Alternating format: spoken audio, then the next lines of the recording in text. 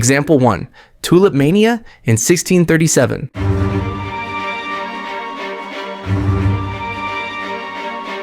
Let's travel back to the 17th century Netherlands, the first well-documented financial bubble in history. So, how did it start? Tulips had recently been introduced to Europe from Turkey, and they became a massive status symbol among the Dutch elite during the Golden Age. Having rare tulips in your garden was like driving a Ferrari today. Some tulips developed unique patterns due to a virus, creating stunning, one-of-a-kind flowers. These rare varieties started commanding high prices. People began buying tulip bulbs not to plant them, but to resell them for profit. The bubble grew rapidly. Prices kept rising and more people jumped in. Traders developed a futures market where they could buy and sell bulbs that hadn't even been harvested yet. Soon, it wasn't just wealthy merchants trading tulips. Ordinary workers, farmers, and tradespeople were getting involved. At the peak of the mania, a single rare tulip bulb could cost as much as a luxury canal house in Amsterdam. We're talking about 10 years of a skilled craftsman's salary for one flower bulb. This is the greater fool theory in full effect. People were buying tulips they couldn't afford, taking out loans, even mortgaging their homes, all betting they could find another buyer willing to pay even more. Then, reality hit. In February 1637, at an auction in Haarlem, buyers simply didn't show up. Nobody wanted to buy anymore. Prices collapsed almost overnight.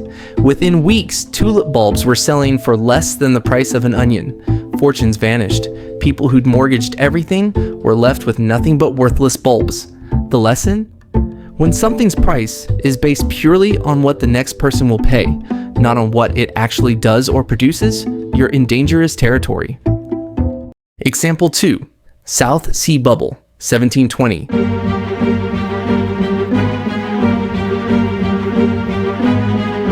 Fast forward to 1720, England. The South Sea Company was founded with a government-granted monopoly to trade with South America. This sounded amazing on paper, exclusive access to the riches of the New World.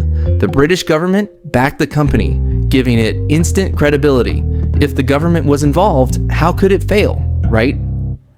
The company began taking over government debt in exchange for shares, and the scheme had official approval at the highest levels. Here's where wild speculation took over. The company made grand promises about the enormous profits that would come from South American trade. The problem? Most of these promises were either greatly exaggerated or completely fabricated, but people didn't know that, or didn't want to know. Share prices began soaring. Everyone wanted in, from wealthy nobles to middle-class shopkeepers. Even Sir Isaac Newton, one of the greatest minds in human history, invested heavily in South Sea Company stock. The greater fool theory was in full swing. Investors weren't buying shares based on the company's actual business or profits. They were buying because prices kept going up, and they believed they could sell to someone else at a higher price. At the peak, shares that had started at around £100 were trading for over £1,000. Then the bubble burst. When people started actually looking at the company's business, they realized it had very little real trade happening. The profits didn't exist. Panic selling began and share prices crashed back down. Isaac Newton lost about £20,000, equivalent to millions in today's money. He later said, "I can calculate the motion of heavenly bodies, but not the madness of people." Even genius couldn't protect against bubble psychology. Example 3. The dot-com bubble, 1995 to 2000.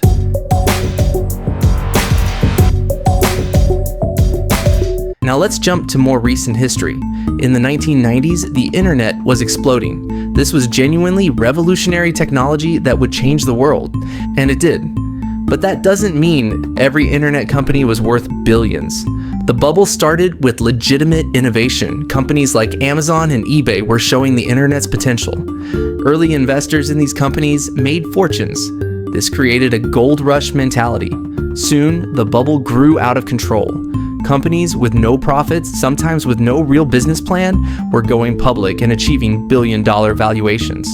All you had to do was add .com to your company name and your stock price would soar. Traditional businesses rushed to rebrand as internet companies. Everyone wanted a piece of the action. The NASDAQ, heavy with tech stocks, kept climbing higher and higher. By March 2000, it peaked at over 5,000 points, 5 times higher than it was in 1995. The greater fool theory was everywhere. Speculators knew many of these companies were wildly overvalued. Some were burning through millions with no path to profitability. But as long as stock prices kept rising, people kept buying, planning to sell to the next speculator before the music stopped. Then it stopped. Reality set in. Companies started going bankrupt. The NASDAQ crashed, eventually losing 78% of its value.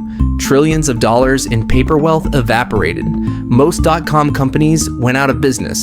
The few that survived, like Amazon, took years to recover.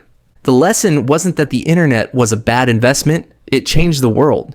The point is that even revolutionary technology doesn't justify unlimited prices. Example 4, the housing bubble, 2008.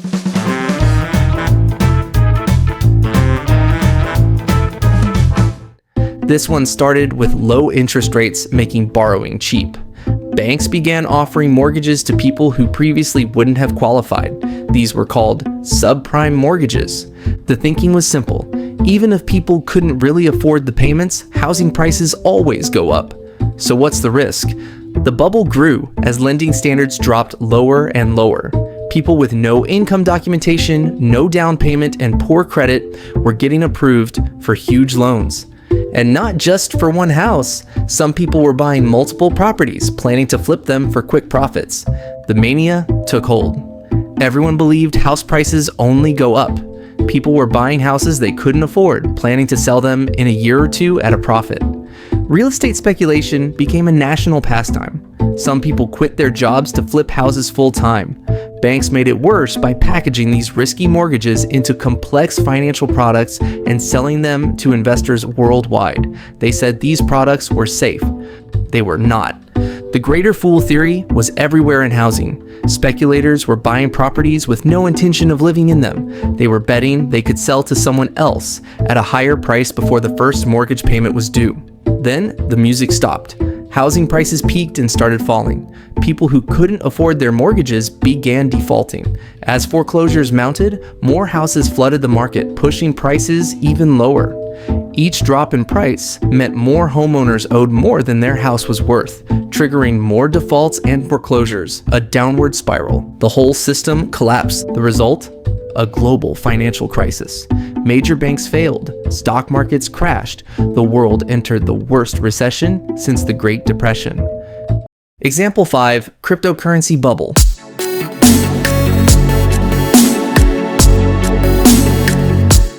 Actually, crypto has had multiple bubbles, but we'll focus on the 2 biggest. Bitcoin and blockchain technology were genuine innovation in digital currency and decentralized systems. And like the internet before it, real innovation attracted real speculation. The first major bubble happened in 2017. Bitcoin started the year around $1,000. By December, it hit nearly $20,000. The media went crazy. Everyone was talking about crypto, but it wasn't just Bitcoin. The ICO mania, initial coin offerings, meant that literally anyone could create a cryptocurrency and raise millions of dollars. Thousands of new coins appeared, each promising to be the next Bitcoin. Most were worthless, some were outright scams. Then came the crash. By late 2018, Bitcoin had fallen back below $4,000. Most ICOs turned out to be failures. Billions in value disappeared. But the story didn't end there. By 2021, crypto was back with a vengeance. Bitcoin soared to over $60,000. This time, we had non-fungible tokens, digital collectibles, selling for millions. Celebrities were promoting various coins. The FOMO was incredible. The greater fool theory was perhaps more obvious here than in any other bubble.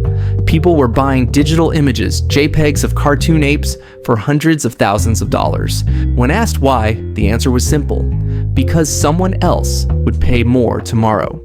There was no pretense about underlying value or utility. It was pure speculation. And again, the crash came. Crypto winter set in. Many coins became essentially worthless. NFTs that sold for 6 figures couldn't find buyers at any price. The greater fools had run out. Now, I'm not saying crypto itself is worthless. The technology may have real applications, but the bubble pattern of extreme speculation and collapse is obvious. After seeing all these examples, how can you spot the next bubble? Here are the red flags. First, everyone's talking about getting rich quick. When random people are all giving you investment advice about the same thing, that's a warning sign. Second, watch for prices rising straight up with no pullbacks. Healthy markets fluctuate. Bubbles just go up with no pause. When you see a hockey stick chart, be cautious. Third, be suspicious when investments are based purely on hype rather than fundamentals. If people can't explain value beyond the price keeps going up, you're looking at a bubble. Finally, listen for greater fool thinking. If the justification is, someone will pay more later, or I'll sell before it crashes, alarm bells should ring. Someone will inevitably be left holding the bag. So what can you do?